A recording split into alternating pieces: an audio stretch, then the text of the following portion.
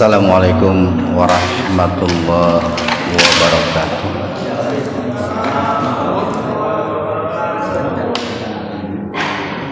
Innal hamdalillah nahmaduhu wa nasta'inuhu wa nastaghfiruh wa na'udzu billahi min syururi anfusina wa sayyiati a'malina.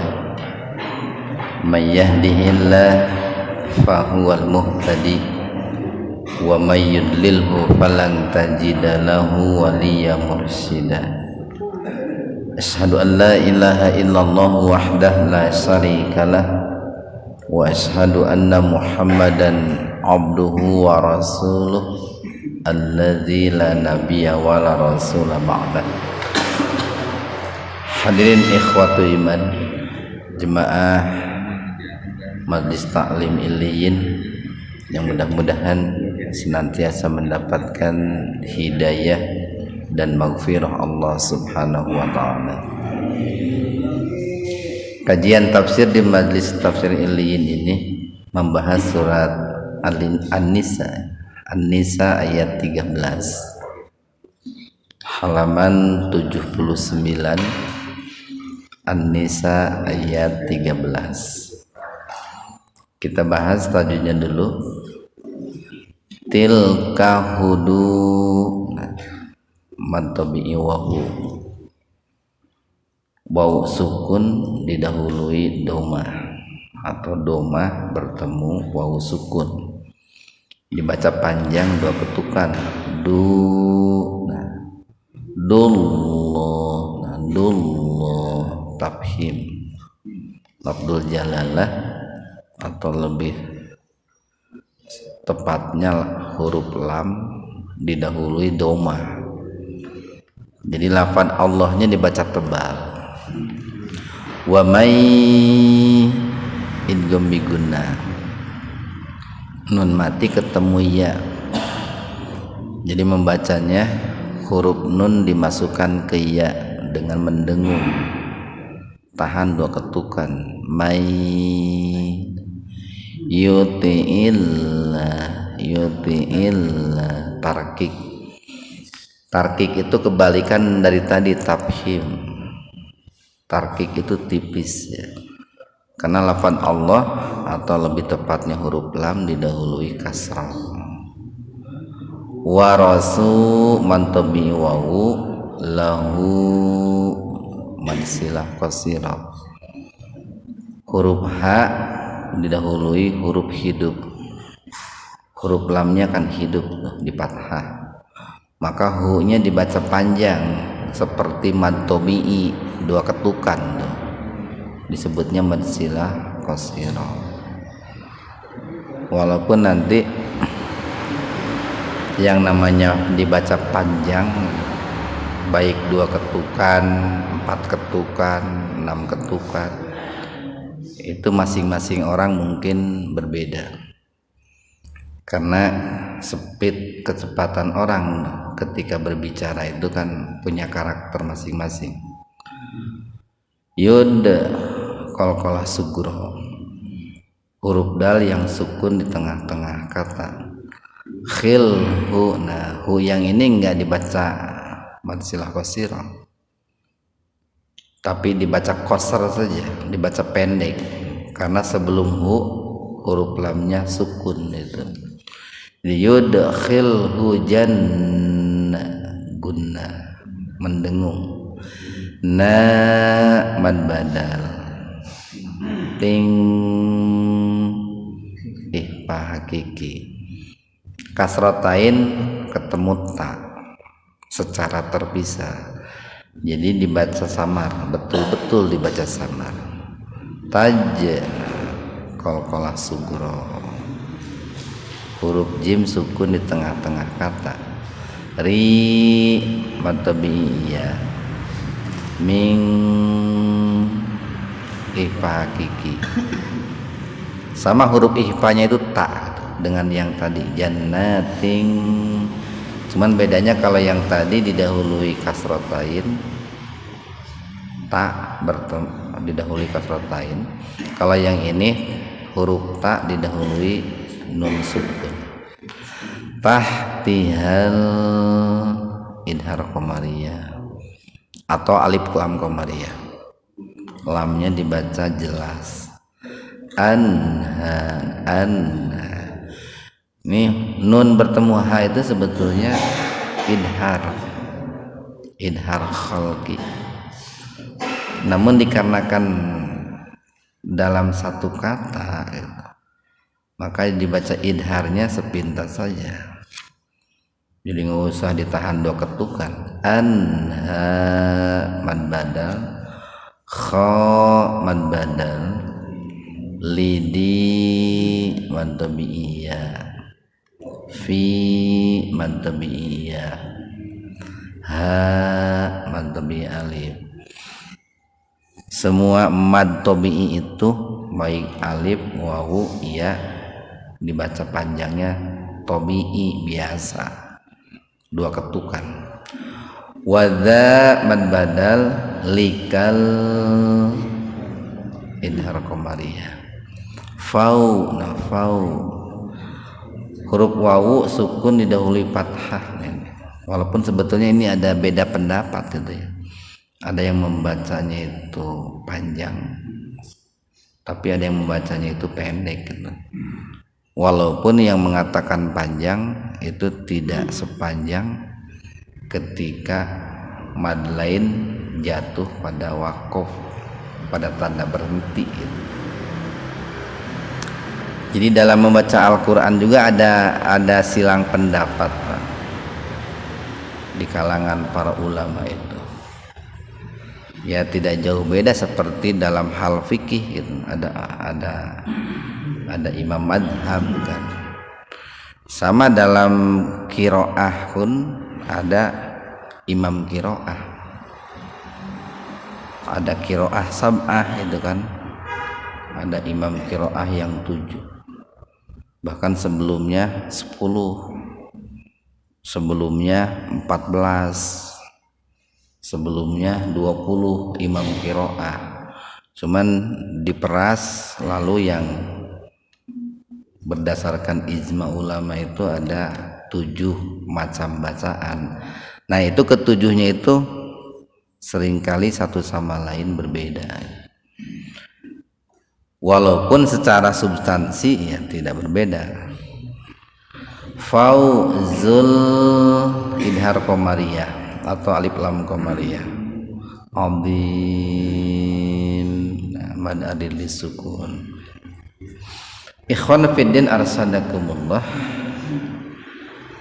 Di ayat 13 ini Allah mengawali firman-Nya dengan ismul isyarah ya, yaitu suatu kata ya, suatu huruf yang berfungsi sebagai kata tunjuk gitu Pak. Isyarah itu tunjuk.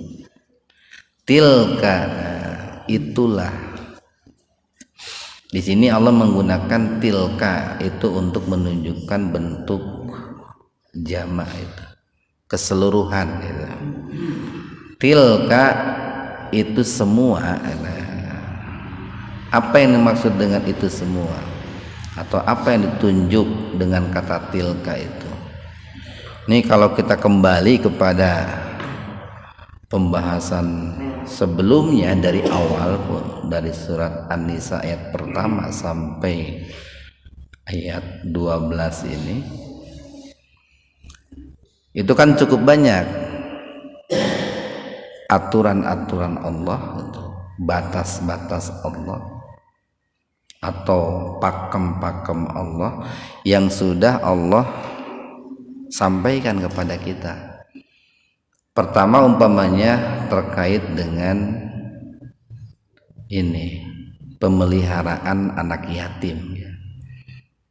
Bagaimana mestinya seorang wali dalam mengurusi anak yatim gitu. Mereka harus memperlakukannya dengan baik. Kemudian bagaimana seorang wali itu harus mengurusi harta anak yatim kan gitu Pak. Atau larangan dari Allah bagi para wali yang mengurus anak yatim memakan harta anak yatim dengan cara yang zalim gitu. Berikutnya kan Allah menyampaikan kepada kita tentang perkawinan, pernikahan. Jadi boleh menikahi anak yatim yang ditanggung oleh kita. Barangkali ada orang yang menjadi wali anak yatim, lalu setelah dewasa anak yatim itu dinikahi, boleh. Kalau memang ini dia itu bukan termasuk yang dilarang untuk dinikahi. Tetapi Allah mengatakan harus berlaku adil, harus memperlakukan mereka dengan baik. Jangan diremehkan, jangan dihinakan. Kalau tidak mampu berbuat baik, nikahilah 2, 3, 4 perempuan yang selain anak yatim yang ada dalam tanggungan kita gitu. Atau lebih baik menikahi seorang budak bila dibanding dengan menikahi anak yatim yang ada dalam tanggungan kita. Kenapa lebih baik? Karena potensi untuk adilnya lebih besar gitu. Berikutnya Allah membahas tentang hukum waris kan Pak itu. Bagaimana bagian untuk anak laki-laki, anak perempuan, bagaimana bagian untuk ayah, ibu, bagaimana bagian untuk suami, istri. Termasuk Allah berbicara tentang wasiat. Tentu dalam arti wasiat itu kan cukup banyak, cukup luas lah. Kalau bicara wasiat itu kan pertama ada wasiat yang dihapus Pak nih. Ada wasiat yang dihapus, hukumnya tidak berlaku lagi. Apa itu?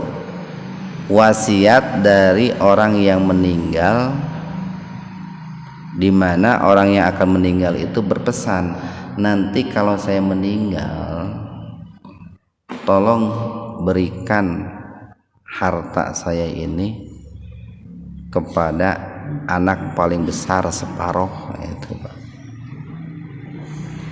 itu dihapus oleh hukum waris Pak. Kenapa?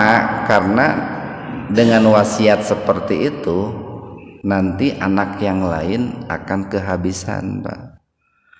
Jadi anak yang paling gede tadi akan mendapatkan 2 kali harta. Pertama mendapatkan dari wasiat separuh, yang kedua mendapatkan pas pembagian waris. Bisa menimbulkan kecemburuan dari anak yang lain. Jadi dihapus tuh wasiat itu oleh waris. Yang kedua ada wasiat itu dalam arti seseorang yang hendak meninggal itu dia berpesan untuk mewakafkan 1/3 hartanya maksimal itu untuk umpamanya untuk jariyah. Yang ketiga ada wasiat itu dalam arti nasihat. Nah, untuk yang kedua dan ketiga itu tidak dihapus itu. Yang kedua dan ketiga itu. Yang pertama itu.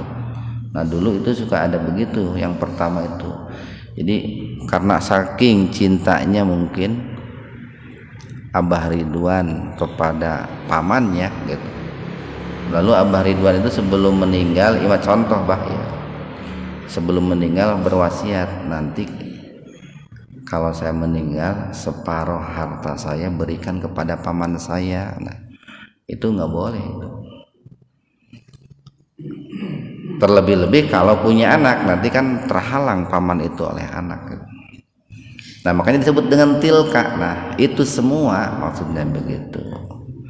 Hududu, had itu kan batas Pak.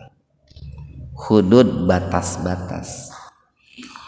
Tilka hududullah, itulah batas-batas Allah. Itulah pagar-pagar Allah. Kalau dalam bahasa hadis istilahnya itu maharimallah itu. Hal-hal yang diharamkan oleh Allah. Itulah pakem-pakem Allah, itulah aturan-aturan Allah, itulah hukum-hukum Allah. Kenapa kok muncul kata batas Allah gitu?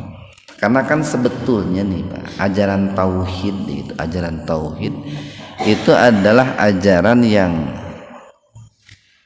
memerdekakan manusia, ajaran yang membebaskan manusia untuk bisa hidup bebas dan hanya tunduk kepada aturan Allah. Jadi orang yang betul-betul bertauhid dia akan punya kebebasan yang mutlak gitu Pak. Dia dalam hidupnya itu akan sangat leluasa gitu.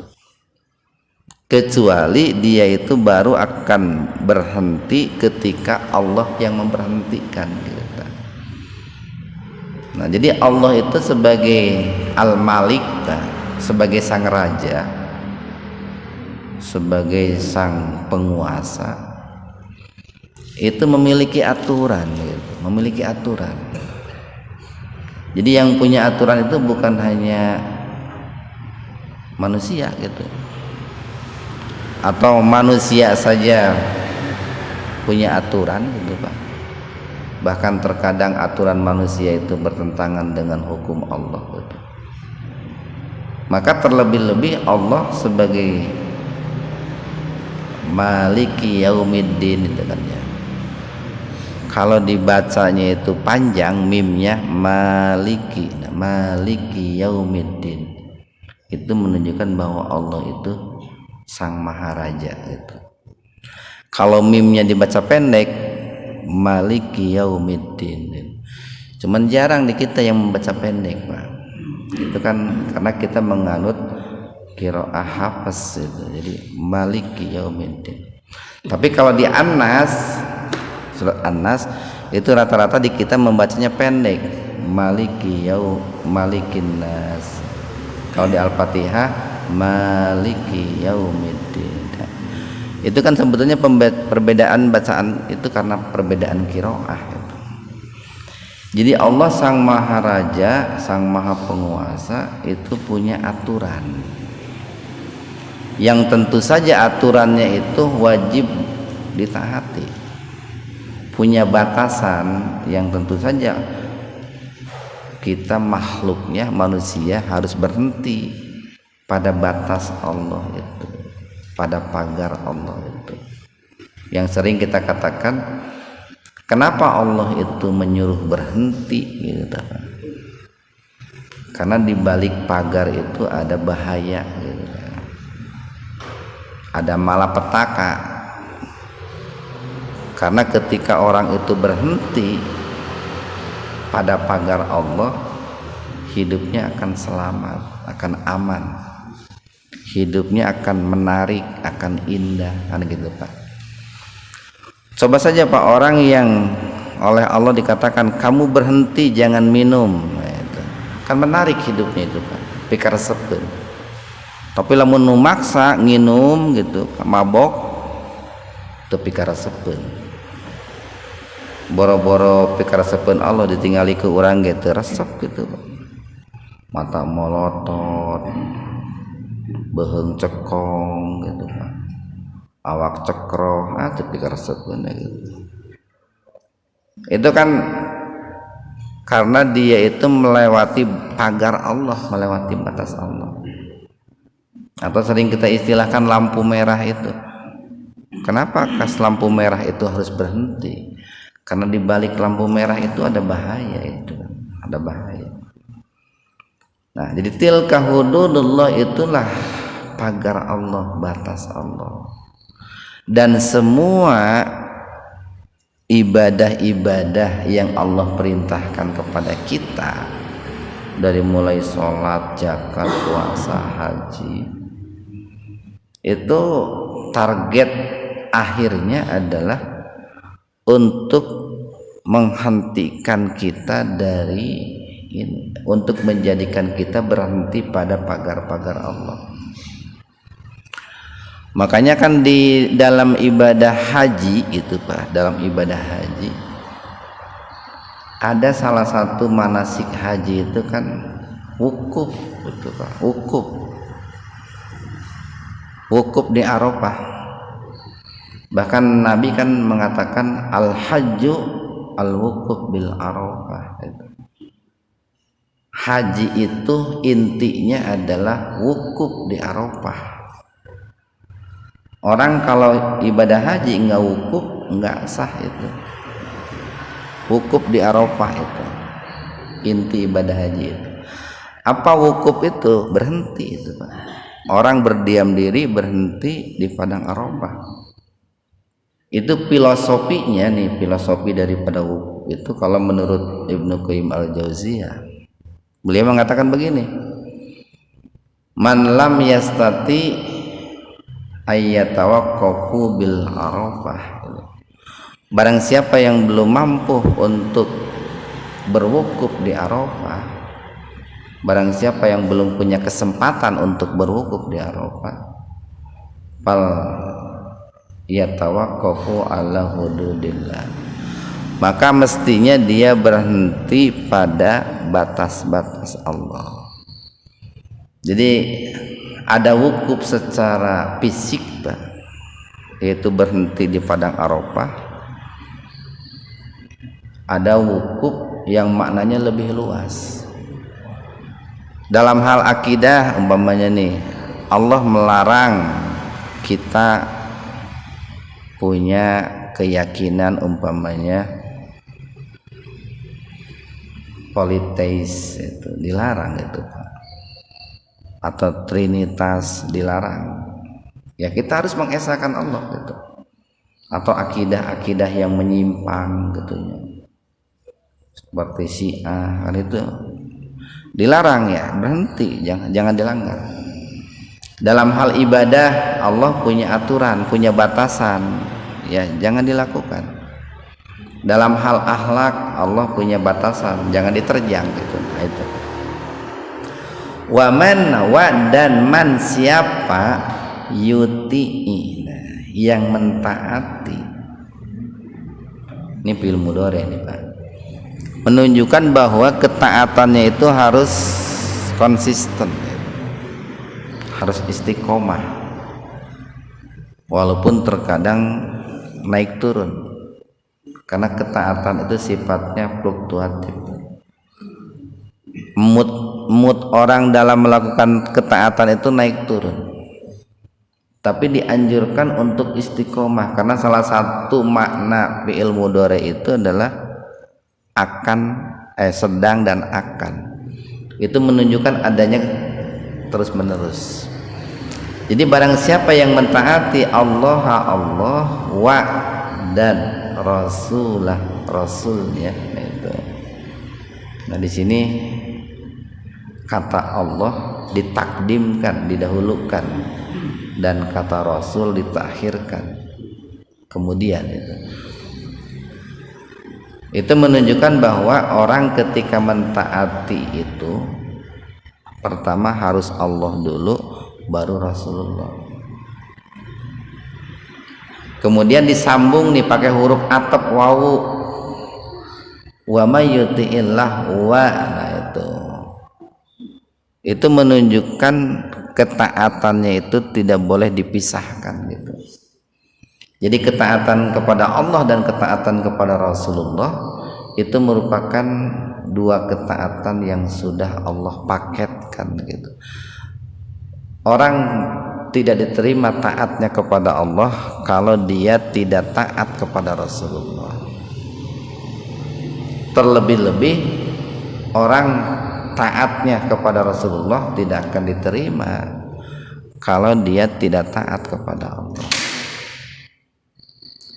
Orang percaya kepada Al-Quran tapi tidak percaya kepada hadis tidak diterima, karena Al-Quran firman Allah, hadis sabda Rasulullah.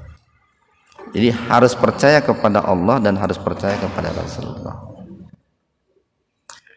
Yudkhilhu. Nah jadi barang siapa yang mentaati Allah dan Rasulnya nih, janji dan jaminan dari Allah itu adalah yudkhilhu, dia Allah akan memasukkan orang tersebut, orang yang bersangkutan, jannatin, ke dalam surga-surga.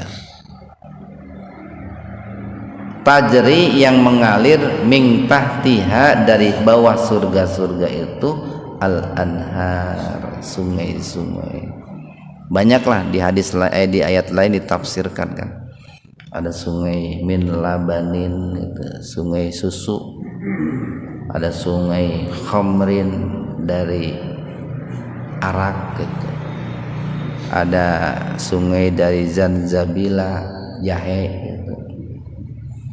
Ada sungai salsabila itu. Banyaklah air sungai yang ada dalam surga itu. Itu bagi yang mentaati Allah dan Rasulullah. Nah, bagaimana mentaatinya itu? Ya tadi kembali dalam hal mengurus anak yatim dia taat. Dalam hal mengelola anak yatim dia pun taat kepada Allah dan Rasul. Dalam hal perkawinan dia pun mengikuti aturan Allah dan Rasul.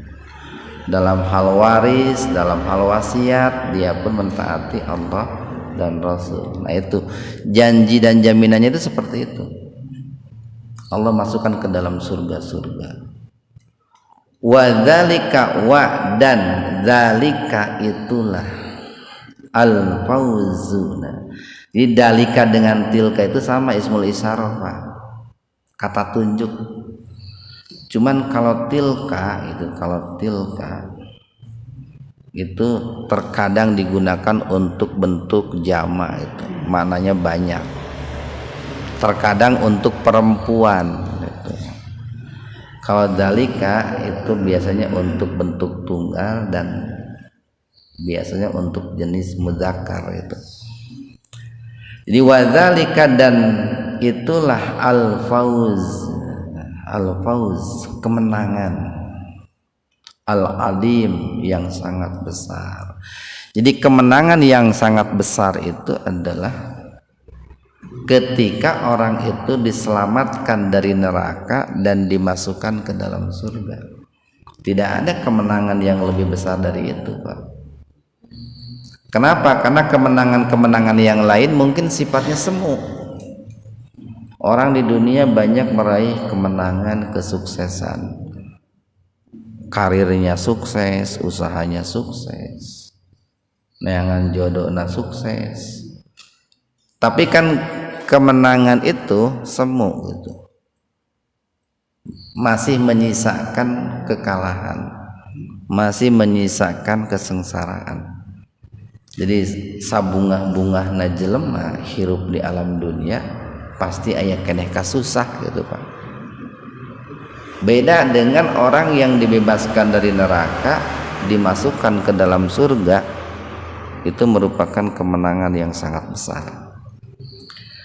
Satu ayat lagi nih, waman dan barang siapa, ini sebaliknya nih, yaksi yang bermaksiat Allah kepada Allah wa rasulah dan kepada Rasulnya, wa dan yata'adda melampaui itu. Aduun itu kan musuh, orang yang memusuhi itu melampaui, orang yang bermusuhan itu menerjang batas Allah. Di wa yata'adda dan dia melampaui hududahu, batas-batas Allah, pagar-pagar Allah. Jadi barang siapa yang bermaksiat kepada Allah dan Rasul serta menerjang pagar-pagar Allah, melabrak hukum-hukum Allah, jangan jauh-jauh melampaui batasnya itu. Ayeuna dalam pernikahan kulantaran ngarasa ngorak kene loba duit itu, boga pamajikan teh dalapan we. Eta melampaui batas eta, Pak. Da urang mah mampu keneh dalapan gen. Melampaui batas eta. Wasiat teh erek saparoh we kitu tah. Moal sepertiga sok sanajan menurut aturan maksimal sepertiga. Itu melampaui batas itu. Melampaui batas. hukum waris rek dibalik we budak awewe 2 bagian, budak lelaki 1 bagian, itu melampaui batas. Mau disamakan saja buat anak laki-laki dengan anak perempuan, itu melampaui batas itu kan. Jadi barang siapa yang melampaui batas-batas Allah itu diancam nih oleh Allah nih, yudkhilhu, maka dia akan dimasukkan naro, ke dalam neraka, khalidan, yang kekal, fiha, di dalamnya. Jadi nih ketika seorang muslim ketika umpamanya nih ada persoalan dalam hal pembagian waris, ya carilah lembaga yang memang menerapkan aturan Allah gitu, yang membagi waris dengan ketentuan-ketentuan dari Allah. Kan di orang sok ieu lamun milih ieu teh nya sesuai dengan hawa nafsunya. Ketika terjadi perceraian umpamanya nih suami istri, wah lamun datangnya ke pengadilan agama pasti eleh euy urang kan. Tong ka pengadilan agama lah kanu itu kanu hiji deui supaya menang. Naon hiji deui teh? Lamun ka ditu mah pasti menang urang gitu. Nah sok kitu tah. Kalau dua-duanya menggunakan aturan Allah mah enggak apa-apa itu, Pak. Namanya enggak apa-apa apapun itu. Tapi kalau yang satu menggunakan aturan Allah, yang satu tidak, ya seorang muslim harus memilih yang menggunakan aturan Allah gitu. Jangan mencari yang kira-kira menguntungkan kita. Nah, sok yang teh menguntungkan gitu teh. Padahal hakikatnya merugikan. Jadi ancamannya itu yudkhilhu nar, dia akan dimasukkan ke dalam neraka khalidan, kekal, fiha, di dalamnya.